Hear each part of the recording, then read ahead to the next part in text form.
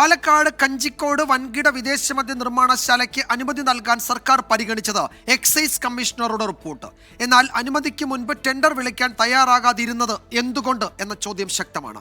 കേസിൽപ്പെട്ട കമ്പനിയുടെ പശ്ചാത്തലം നോക്കാതിരുന്നത് എന്തുകൊണ്ടാണ് തുടങ്ങിയ നിർണായക ചോദ്യങ്ങളാണ് സർക്കാരിന് നേരെ ഇപ്പോൾ ഉയരുന്നത്.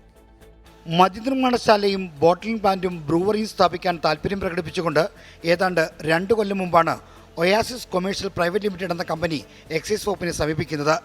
സർക്കാരിന്റെ നിർദ്ദേശപ്രകാരം അപേക്ഷ പരിശോധിച്ച എക്സൈസ് കമ്മീഷണർ അനുകൂല റിപ്പോർട്ട് നൽകിയതോടെയാണ് പ്രാരംഭാനുമതി നൽകുന്നതിന് കളമൊരുങ്ങുന്നത്.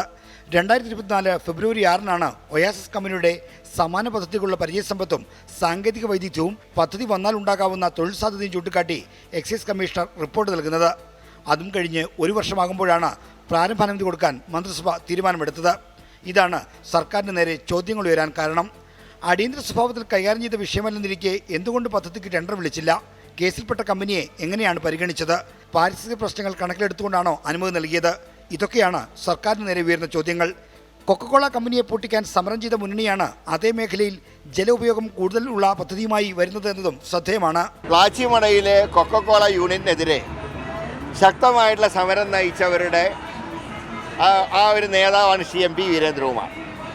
അദ്ദേഹത്തിൻ്റെ മകൻ കൂടിയായ ശ്രേയംസ് കുമാറിനോട് ഞങ്ങൾക്ക് ചോദിക്കാനുള്ളത്, ഈ ബ്രൂവറി യൂണിറ്റ് സ്ഥാപിക്കുന്നതിനെ നിങ്ങൾ അനുകൂലിക്കുന്നുണ്ടോ? അതുപോലെ കൃഷ്ണൻകുട്ടി ഇത് പ്ലാച്ചിമടയിലെ കൊക്കക്കോള കമ്പനിക്കെതിരെ സമരം നയിച്ച ആളാണ്. ഇവരൊക്കെ അധികാരത്തിലുള്ളപ്പോഴാണ് ഇങ്ങനെ ഒരു കടുംവെട്ടിന് പിണറായി സർക്കാർ ശ്രമിക്കുന്നത്. ഇതിനെ ഞങ്ങൾ അംഗീകരിക്കില്ല. സർക്കാർ അവസാന വർഷത്തേക്ക് കടക്കുമ്പോൾ എടുത്ത തീരുമാനത്തിൽ സുതാര്യതയില്ലെന്ന ആക്ഷേപം ശക്തമാണ്. ഈ ആരോപണങ്ങൾ നിയമസഭാ സമ്മേളനത്തെ പ്രക്ഷുബ്ധമാക്കാനാണ് സാധ്യത. പാർലമെന്ററി കാര്യമന്ത്രി കൂടിയായ എക്സൈസ് മന്ത്രി MP രാജേഷാണ് ആരോപണങ്ങളെ പ്രതിരോധിക്കേണ്ടത്. 24 തിരുവനന്തപുരം.